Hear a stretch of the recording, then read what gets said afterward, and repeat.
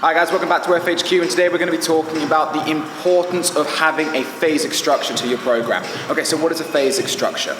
Basically, a phasic structure is making sure that you have point A, which is your starting point, and point B, which is your end point, and dividing the program into separate sections that are focusing on their own physical qualities that are going to get you to point B with as little mass and as little fuss as possible. So, how do we go about doing this, and why is it so important? Okay, so we go about this, as I said, by blocking down, okay, the individual physical requirements that we're going to need. So whether it's a strength goal, a muscular endurance goal, we need to understand what's going to help us get there. So if we're going to work on strength primarily, okay, we need to focus on the fact that you need to build muscle, build work capacity, develop overall strength, and then peak towards achieving a certain goal.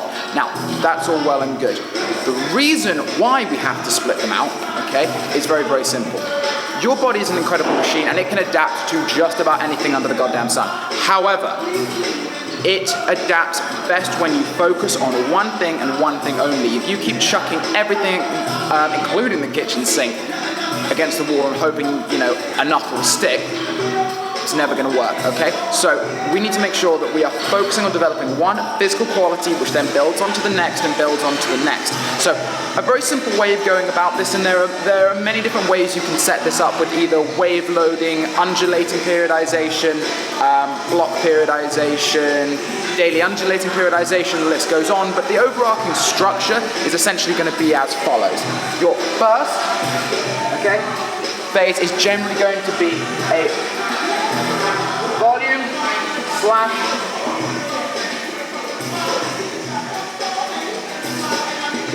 accumulation phase. So this is where we're going to be working at the highest end of your work capacity. Okay, what we're basically going to be doing is working with very, very high reps. And obviously what is defined as very high reps is unique to you, your sport, your training goals. So for example, bodybuilders would work at a higher rep range than necessarily a powerlifter. But either way, you would have this top end of work capacity. And here's where we're trying to build muscle, develop any technical changes that need to be relearned. So for example, if you're switching from a high bar to a low bar squat, this is the time you'd want to sort of focus on getting that done, and vice versa. From there, okay, we then go into a transitional or intensification phase. So that would be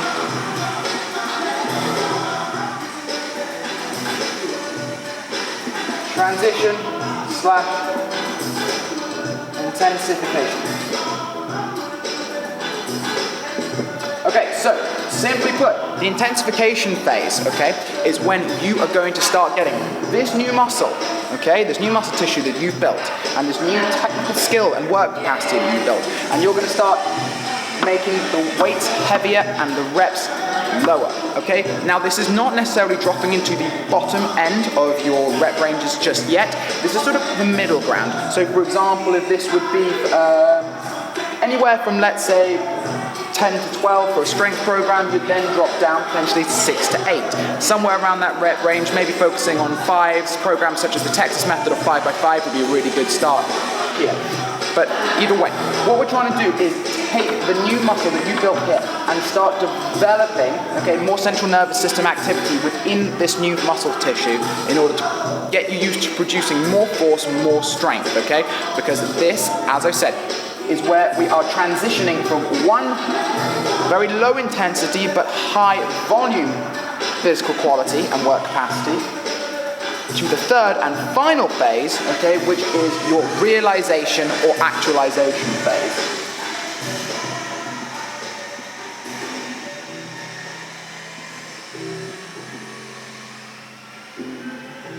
I'm not going to spell actualization because I'm afraid I might get it wrong. But short story long, this is where the money is made. This is when we drop down to our lowest working reps and our overall highest intensity. So the weight you move here will be at its highest, okay? Now, at the end of the realization phase, I would recommend going through some kind of deload, whether it's, a couple weeks of just pure bodybuilding work where you're coming in doing whatever the hell you want, that's fine.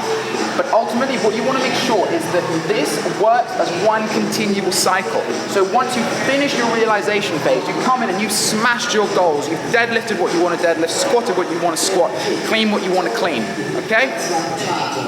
You then go back to a volume or accumulation phase, okay? And in this phase, you will be moving heavier weights, okay, than you did the first time round, because you are going to, if you decide to repeat this structure over the course of months and years, wanting to make sure that every single time you repeat these phases, you are moving more weight, okay, or if you've had like body composition changes, moving the same weight, okay, because you've got to have a more open-ended understanding of what progress is, but that's another subject for another video at a very different time. So, this is essentially a very, very basic phasic structure, okay, that you can run a variety of training programs and templates through, but essentially, like I said, the takeaway point here, you can only focus on one thing at one time for one specific goal.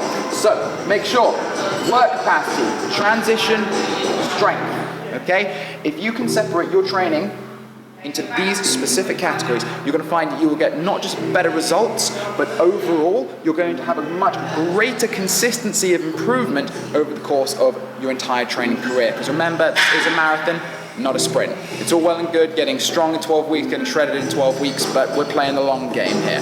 I want to make sure that you guys can still do all this stuff when you're 60, 70, and 80. So, that's FHQ. This is the importance of phasic structure in your training. My name's Grogan, and please, like the video, share the video.